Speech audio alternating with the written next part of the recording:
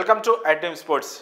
IPL 2025కు సంబంధించి నిన్న యుఏఈ వేదికగా ఆక్షన్ అయితే మొదలైంది. 2 రోజులు ఈ ఆక్షన్ జరగనుంది. ఆదివారం అలాగే ఇవాళ సోమవారం ఈ 2 రోజులు కూడా ఆక్షన్ జరగనుంది. సో నిన్న అందరూ ఊహించినట్టుగానే దాదాపు ఐపీఎల్ మెగా ఆక్షన్లో ఫస్ట్ డేనే చాలా మంచి ప్లేయర్లు రావడం, వాళ్ళకి చాలా హ్యూజ్ ప్రైజ్ రావడం అనేది దాదాపు అందరూ ఊహించినట్టుగానే జరిగింది. కాకపోతే అంచనాలకి కాస్త ఇంకొక మెట్టు 2 మెట్లు ఎక్కువే ప్రైజ్ అయితే దక్కింది. అందులో ముఖ్యంగా మనం మాట్లాడుకోవాల్సింది రిషబ్ పంత్ గురించి. రిషబ్ పంత్కి ఇప్పటి వరకు ఐపీఎల్ చరిత్రలోనే ఏ ప్లేయరు కని విని ఎరుగని ఒక రికార్డు ప్రైజ్ అయితే వచ్చింది. మినీ ఆక్షన్లో హ్యూజ్ ప్రైజులు రావడం అనేది మనం చూస్తున్నాం. ఎందుకంటే ప్లేయర్లు తక్కువ ఉంటారు, పర్స్ ఎక్కువ ఉంటుంది కాబట్టి మినీ ఆక్షన్స్లో హ్యూజ్ అమౌంట్ వస్తుంది. అలాగనే గతంలో మిచెల్ స్టార్కి అలాగే 24.75 crores అయితే తనకు వచ్చాయి. సో ఇప్పుడు ఆ రికార్డును కూడా బద్దలు కొడుతూ అంతకుముందు ఎందుకు ఇదే మెగా ఆక్షన్లో శ్రేయస్ అయ్యర్కి కూడా 26.75 crores అయితే ఈ మెగా ఆక్షన్లోనే తనకి వచ్చింది.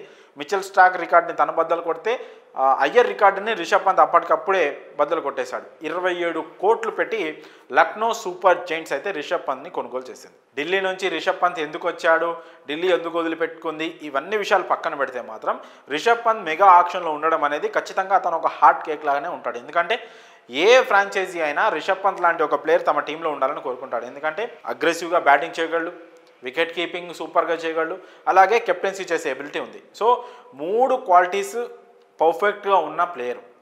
ఇండియన్ క్రికెట్లో ధోని తర్వాత ధోని అంత తోడు అవుతాడనే అతనిపైన ఎక్స్పెక్టేషన్ ఉంటాయి. సో అలాంటి ప్లేయర్ని ఎవరైనా ఆప్షన్ ఎందుకు వదులుకుంటారు. సో లక్నో పంత్కి అంత రేట్ ఎందుకు పెట్టిందనే విషయాన్ని గురించి మాట్లాడుకుంటే, గతంలో వాళ్ళకి 3 సీజన్లలో కేఎల్ రాహుల్ ఒక స్టార్ ఇండియన్ క్రికెటర్ కెప్టెన్సీ చేసి వికెట్ కీపింగ్ కూడా చేసి మంచి బ్యాటింగ్ చేసే ప్లేయర్ని వదిలిపెట్టుకున్నారు. సో ఆ 3 క్వాలిటీస్ ఉన్న కేఎల్ రాహుల్ లాంటి ఒక ప్లేయర్ని భర్తీ చేసే ఒక ప్లేయర్ ఎవరంటే ఖచ్చితంగా అది రిషబ్ పంత్ అని ఎవరైనా చెప్పొచ్చు. సో అందుకనే రిషబ్ పంత్ పైన అంత అమౌంట్ పెట్టడానికి కూడా ఎల్ఎస్జీ వెనకాడలేదు.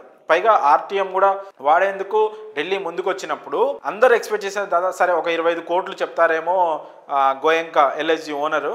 కాకపోతే ఆయన ఏకంగా 27 కోట్లు ఇస్తాం పంత్కి అని చెప్పేసేసరికి ఇంకా ఢిల్లీ కూడా డ్రాప్ అయిపోయింది. అంత పెద్ద అమౌంట్ పెట్టి ఢిల్లీ కొనేంత వాళ్ళ దగ్గర పర్సులో డబ్బులు లేవు. అంత అమౌంట్ రిషబ్ పంత్కే పెడితే మిగతా టీం కొనేంత పర్సు డబ్బులు వాళ్ళ దగ్గర లేవు. సో అందుకనే ఎల్ఎస్జీ ఒక స్మార్ట్ బై అనుకోవచ్చు, కరెక్ట్గా అక్కడ ఒక రోల్ ప్లే చేసింది. పంత్ని వాళ్ళ టీంలోకి రావడానికి 27 కోట్లు అని చెప్పేసరికి అంతా షాక్ అయిపోయారు మిగతా ఫ్రాంచైజీలన్నీ. సో ఓవరాల్గా ఎల్ఎస్జీ ఏమైతే అనుకుందో రిషబ్ పంత్ని తీసుకోవాలని అది మాత్రం సాధించింది. కాస్త అమౌంట్ ఎక్కువైనా పర్వాలేదు అనుకుంది. పంత్ని అయితే వాళ్ళు తీసుకొని చాలా హ్యాపీగా సెలబ్రేట్ చేసుకున్నారు. వాళ్ళు పంత్ తీసుకున్నారు. పంత్కి 27 కోట్లు రావడం బాగానే ఉంది, ఎల్ఎస్జీలోకి వెళ్ళడం బాగానే ఉంది, వాళ్ళకు ఒక కెప్టెన్ దొరికినట్టే పంత్ రూపంలో, ఇదంతా బాగానే ఉంది. కానీ అయినా కూడా రిషబ్ పంత్ ఫ్యాన్స్కి అయితే ఒక భయం ఉంది. అదేంటంటే రెస్పెక్ట్.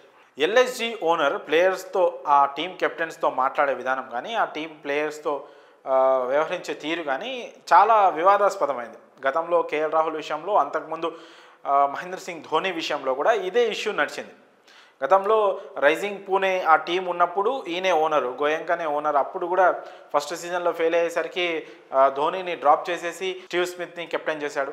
సో ఇలా ఒక ఇండియన్ ప్లేయర్లతో సరైన బాండింగ్ లేకపోవడం కానీ, వాళ్ళతో కాస్త రూడ్గా బిహేవ్ చేయడం కానీ, ఇవన్నీ కూడా ఆయా ప్లేయర్ల ఫ్యాన్స్కి అయితే ఖచ్చితంగా హర్ట్ చేస్తాయి వాళ్ళని. సో ఇప్పుడు పంత్ ఫ్యాన్స్ కూడా ఇదే విషయంలో భయపడుతున్నారు. ఒకవేళ ఎల్ఎస్జీ అనుకున్నది సక్సెస్ అయితే, అంటే వాళ్ళు కప్పు కొడితే ఓకే, లేదు అటు ఇటు అయితే మాత్రం పంత్తో కూడా ఆ ఓనర్ ఎవరైతే ఉన్నారో గోయంకా, ఆయన ఇదే రకంగా బిహేవ్ చేస్తే ఎలా అనే ఒక భయం మాత్రం ఫ్యాన్స్లో ఉంది.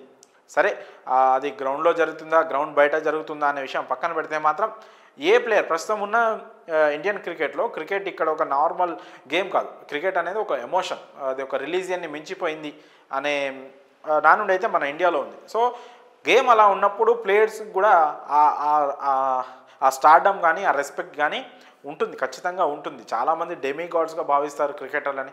సో అలాంటి ప్లేయర్లని గ్రౌండ్లో నిలబెట్టి కోపంగా మాట్లాడడం, సరే డబ్బులు ఇస్తున్నాం కదా అని వాళ్ళతో రూడ్గా మాట్లాడడం అనేది ఎవరు కూడా ప్లేయర్లు తీసుకోలేరు, ప్లేయర్కు ఉన్న ఫ్యాన్స్ కూడా తీసుకోవడం చాలా కష్టం.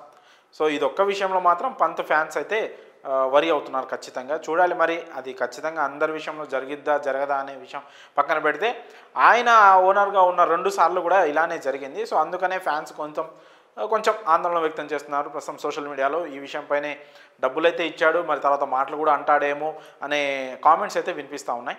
సో అది జరిగిద్దా జరగదా అనే విషయం పక్కన పెడితే మాత్రం ఈ భయం అయితే ఒకటి ఉంది. మరి ఈ విషయంలో మీ అభిప్రాయాలను కామెంట్స్ రూపంలో తెలియజేయండి.